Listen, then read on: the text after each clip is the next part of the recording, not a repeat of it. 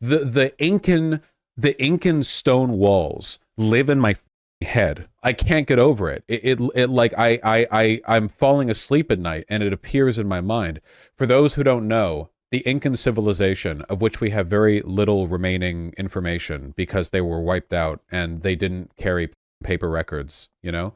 They did their records in knotted rope. They would like knot rope. Okay, because the Incan civilization on the mountains, it was like 5 million miles up. Like they were in space basically. So how do you move? So they didn't have the materials to make paper, right? So they would have to like chisel stone tablets. Do you know how difficult it would be to traverse mountain trails with stone tablets containing like ledgers and information and stuff? Fuck that, dude. Are you fucking kidding me? So what they did instead, which was brilliant, is they would have cords they would do knots in, and that would allow them to like have basically indestructible information they could carry that was very light, because once you have the knots done well, you can just kind of bundle it together in a little like cord and then tie that, and then you have much more densely packed information than anything you could write on a tablet. Here, Incan knotted ropes. Quipu? Kipu? Here, like this, see? And keep in mind, like, they were traveling some insanely precarious mountain roads. So if they wanted to, like, share information on crop growth or, like, anything, like any, like, numerical records, they would tie precise knots in these cord necklace-looking things. And you could just, like carry this, like, 1 ounce of shit of cord, you know? So, like, fucking, yeah, you can bring this up any mountain range. Super, super cool. The Inca road system was like a marvel of its time, man. It was just like this, dude. You want to go out for groceries or whatever? Then you gotta, this is the road up to Machu Picchu. But it was like all this, like just all the time, you know? So like, yeah, you better be carrying as little shit as possible.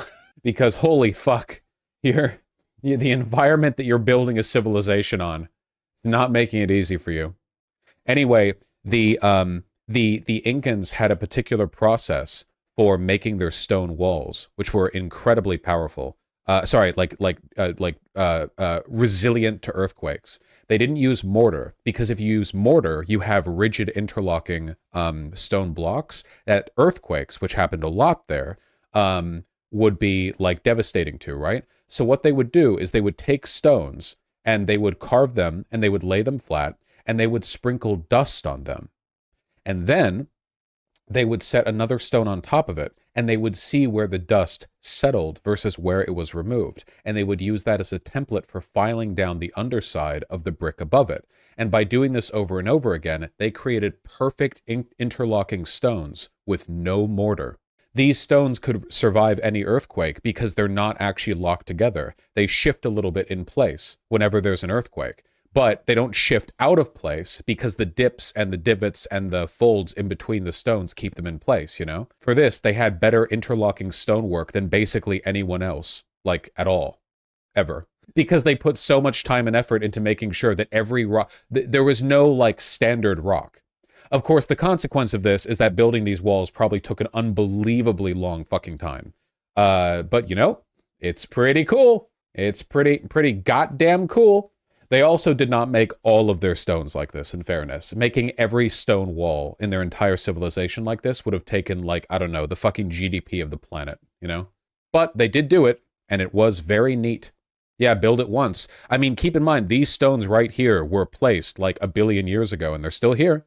Not only are they still here, they're not going anywhere. Like, these are fine. These will be here for thousands and thousands of years, unless somebody does something mean to them. They're called the 12-angle stones. I think because one of the stones has 12 angles? I don't know. I'm not a fucking historian. Very cool stuff, though, huh? But we forget how recent the Inca Empire was. Yeah, like, fucking 400, 500 years ago, it exploded? I don't know.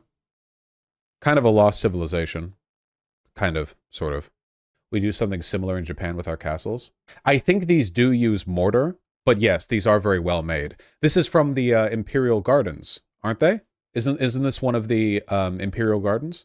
I visited I think the East Imperial Garden in Tokyo. Interesting, Lancelot. Not in Tokyo? Okay, different place. Not as good as the Inca, though. Yeah, that was the height of human civilization. It's all been downhill since then. One of the best things that you can do to like prep yourself on sociology is dispelling yourself of like Western chauvinist preconceptions. And one of the best ways of doing that is to learn about the civilizations that we've claimed we're superior to. You learn about Native Americans and their like complex social organizing and their trade systems, and you learn about the Aztecs and the Mayans and the Incas or whatever.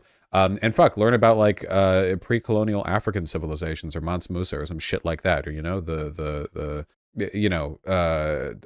Ethiopians fighting off the Italians, or am I thinking Nerubians? Is that the right term? Why does that sound wrong to me? It's Nerubians, right? Am I thinking of Nubians? Okay, that sounds right to me. Then what is Nerubians? Why was I thinking Nerubians? The Nubians is what I'm thinking. Yeah. Nerubians are from WoW. Oh, that's right. The Nerubians are those spider people. I remember. The meme is that the man thinks of Rome every week. I think about the people that fought Rome. Yeah, Rome is like the baby's first. There's a reason white supremacists love Rome, and it's definitely not because of the average skin color of the Romans, because it's not something they would have liked.